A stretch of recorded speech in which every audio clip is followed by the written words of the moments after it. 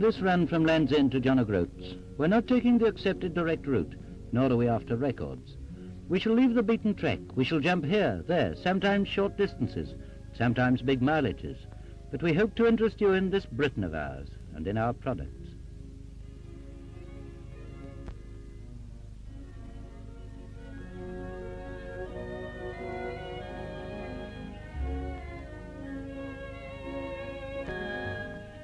Well, we're on a Blue Hills mine, a bleak part of the Cornish coast. Makes a good test for the popular model.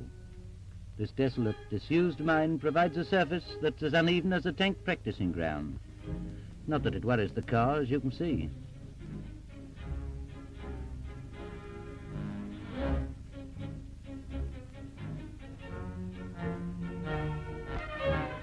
This old water wheel pump still runs night and day, keeping the mines dry.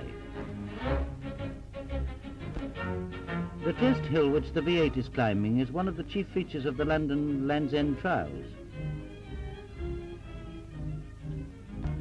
The sharp hairpin bend is negotiated just as easily by the Popular as the V8.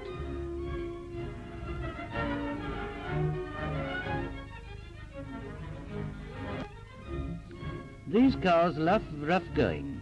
This wonderfully efficient suspension, which has always been a Ford feature for the last 25 years, takes the specially prepared hazards without a murmur.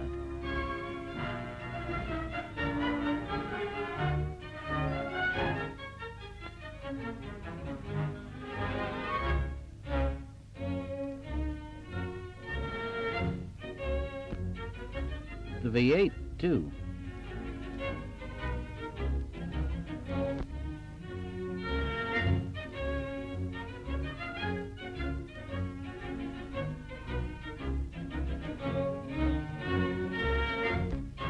Here's another V8, a cabriolet. Like the thoroughbred it is, it takes everything in its stride.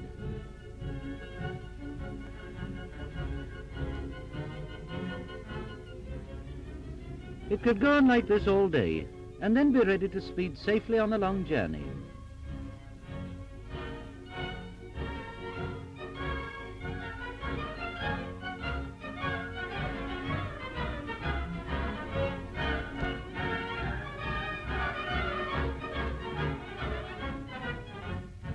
Difficult with such charming places like Combe Martin within the car's easy reach.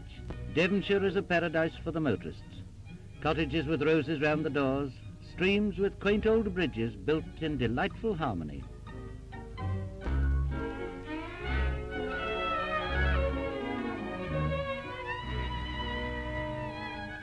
And nowhere do you see such whitewashed cottages, and incidentally water splashes. This is Newton St. Cyr. And here's the V8 comfortably taking a rather sharp bend. With a short turning radius, it's such a great asset, whether in the country or in busy traffic. It's as important as quick acceleration. Did you notice the driver's hands were up? Now that is smooth braking. So is this. If you must just miss an oncoming vehicle, it's quite safe with such responsive steering. Northward bound.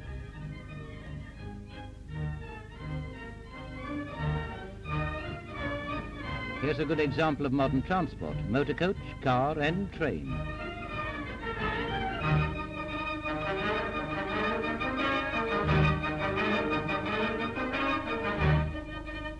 If cars had smooth rails to run on, driving would be simple. Not so with test hills like Beggar's Roost. Carrying two up, the Popular takes the famous hump comfortably.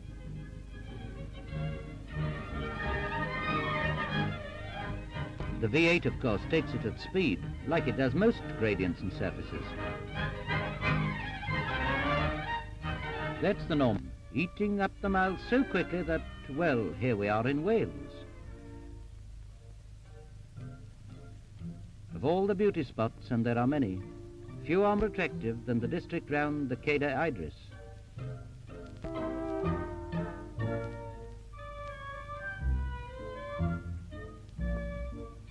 With the V8, it's child's play, of course.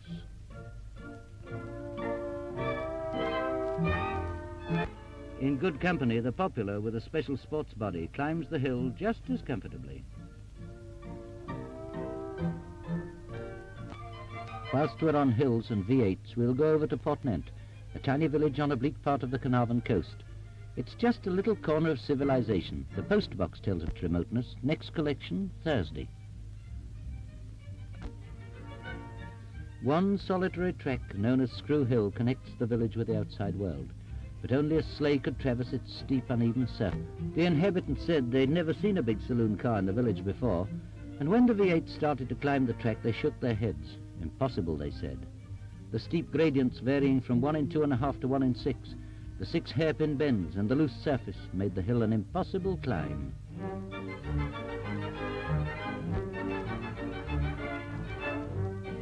There's no other road out of the village, and failure meant backing down again and being shipped from the jetty or a 12-hour man-hauling job to the top.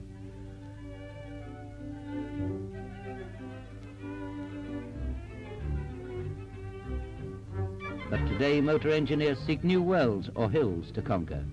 This product of their skill takes gradients, bends and surfaces with such ease that the half-mile ascent was covered in under 2 minutes. Twice in half an hour the V8 conquered Screw Hill. The unclimbable was climbed. And North Wales, where overlooking the sand dunes is a lighthouse loft, but which has become a comfortable home.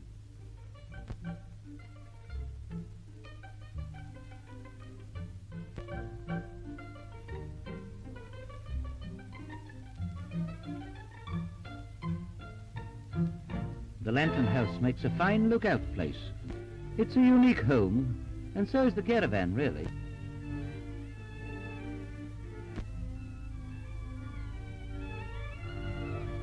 This V8 is towing a car-like caravan and taking it over rough ground as if it were a...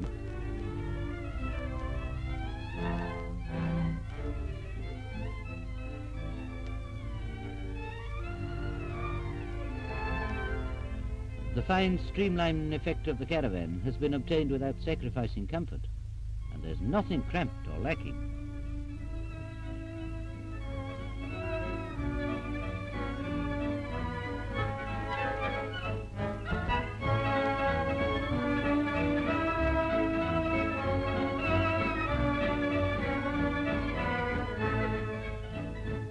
It has everything you need for a holiday, and if friends call, there's plenty of room for them. Sleeping accommodation is almost Ritz-like in its luxurious ease. In the meantime, the V8 runs out alone to enjoy the rough going.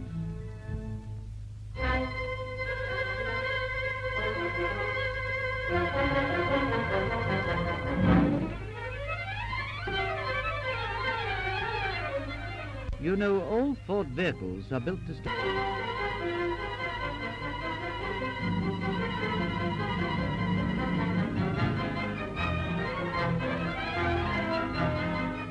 Age doesn't seem to matter, for here's a 2-year-old 500-weight Ford van thoroughly enjoying itself in a field.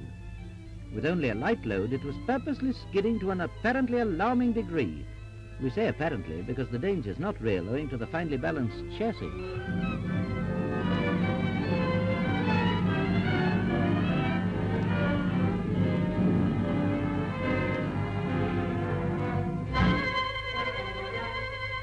Across in Derbyshire, where we went to take pills, not the waters, we found at Jenkins Chapel a Ford with a sports body about to do the climb.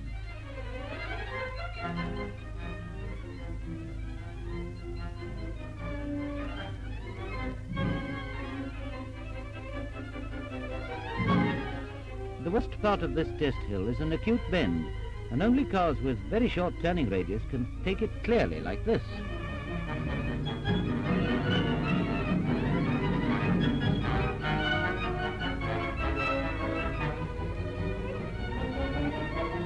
That was very good, so we joined the popular in a climb up Blackers Mill, another nasty test hill.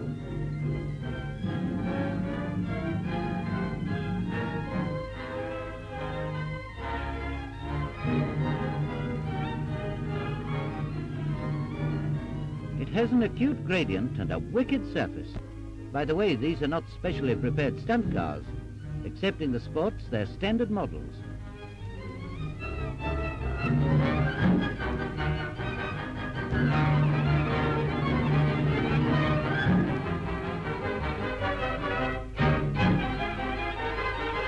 Hills in the district.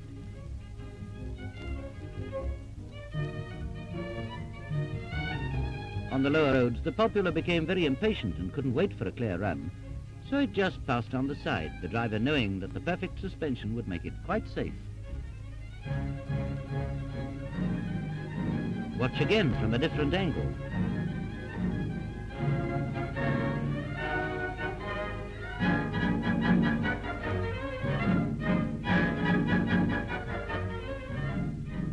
There are two roads to the summit. The actual slack is so acute that an alternative road was made. Here's the parting of the ways. On the right is the test hill and on the left the other road.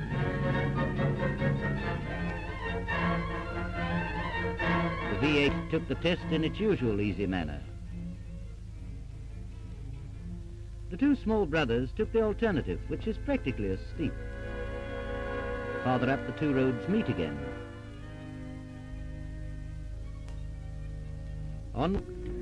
There are strange sights in this world. This lifeboat, for instance. Bought at a sale, its owner had it transported to his house, and there it rests by the roadside with only memories and the dogs to keep it company. Say a Ford engine unit like this.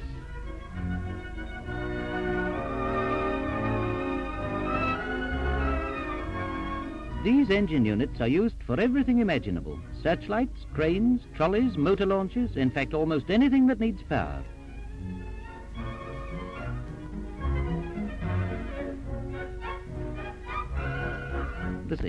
This one has a horse box on it. Nowadays, old friend Dobbin demands and gets a high standard of comfort. There's plenty of room for two in this Ford, which contains all the refinements that thoroughbred hunters require.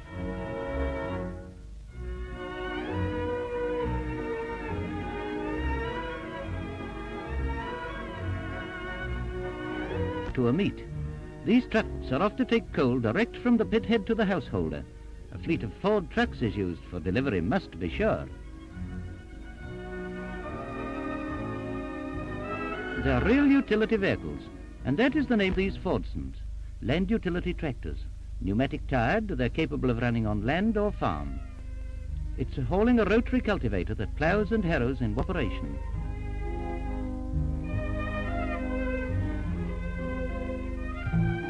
It prepares the ground for sowing and then takes upon itself a seed drilling attachment. We ran across this one at one of the many demonstrations that are constantly taking place all over the country. Work. Behind it follows a disc harrow and roller.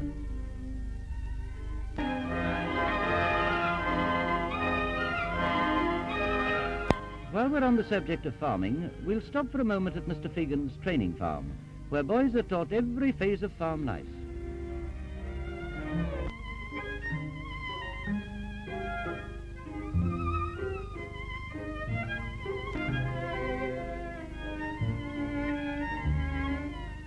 Simplicity is a definite feature of these tractors.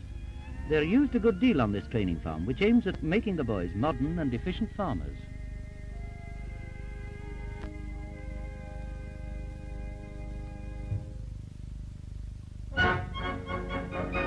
Made to country life today. In town we visit the shops in the city, and they're being used for demonstrations all over the country, having covered thousands of miles of this sort of thing.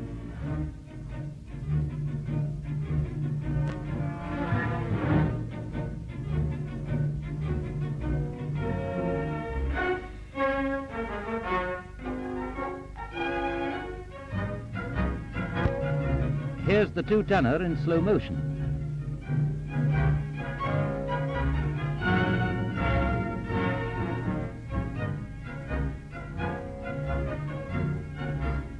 This view of the Fordson Surrey six-wheeler shows the wonderful springing. Now the six-wheel attachment. Notice not only the up and down action, but the lateral movement. Cab room is very good on these trucks, seating 3 comfortably.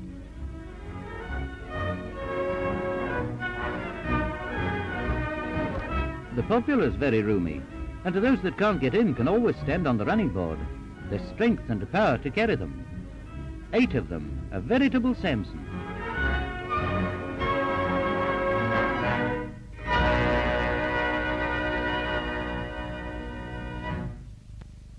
It's about time we were on the road again, so we'll make a long jump of it to the Scottish border.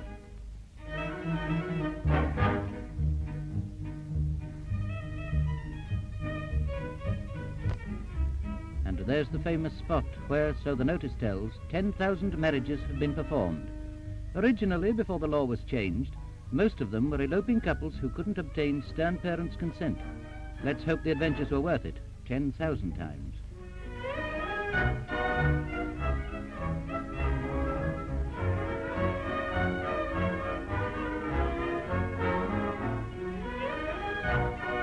Our next, northward we go to Loch Lomond, the largest and most beautiful of the Scottish lochs. In the background majestically rises Ben Lomond, set proudly in a fine range of hills.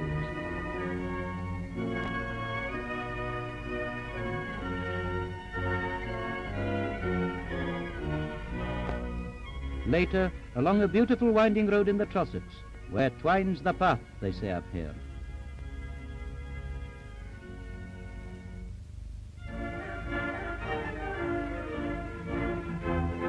In addition to sheer beauty, Loch Katrine has a further claim to fame.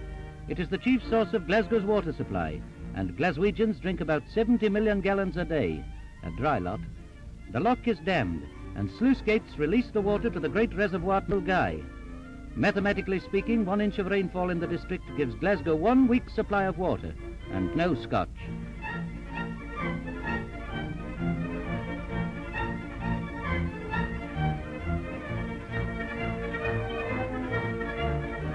It must want a long porter pipeline to the city.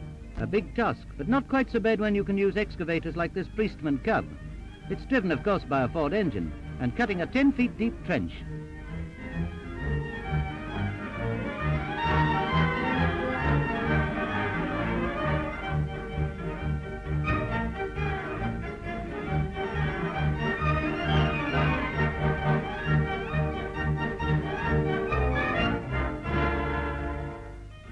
If you want to use it for removing surface soil, it's perfectly simple. It's almost uncanny in its similarity to human shoveling.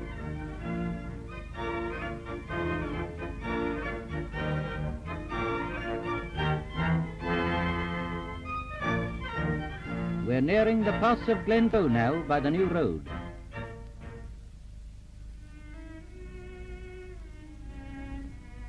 This pass was the scene of a terrible massacre of the MacDonalds by the Campbells following the Jacobite Rebellion.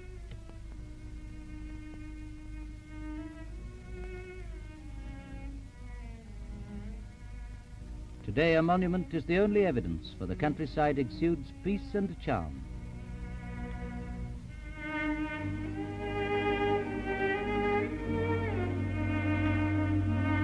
Further north to Glen Nevis, where in this wild spot streams rush down in torrents, forming delightful falls.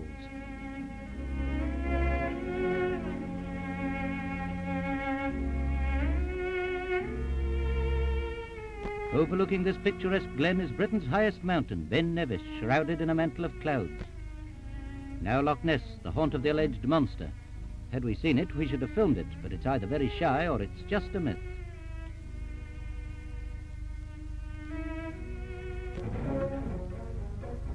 On the coast lies Ullapool.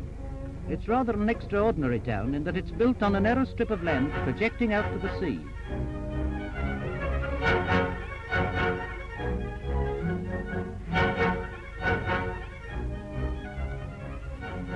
Ullapool is really a long line of whitewashed cottages bordering the one road to take all the traffic.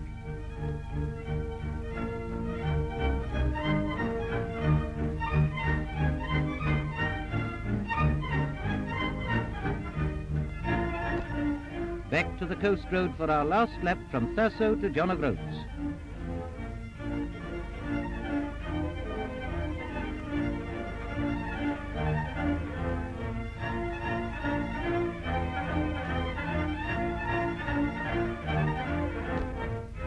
And here we are at the northernmost point of Scotland, and like all visitors, we must send a postcard home.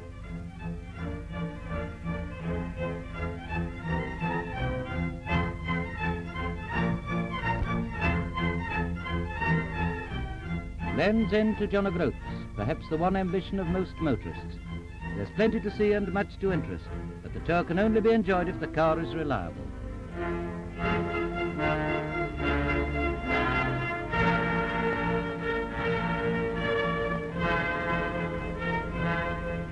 With a Ford, you can be assured of a trouble-free journey.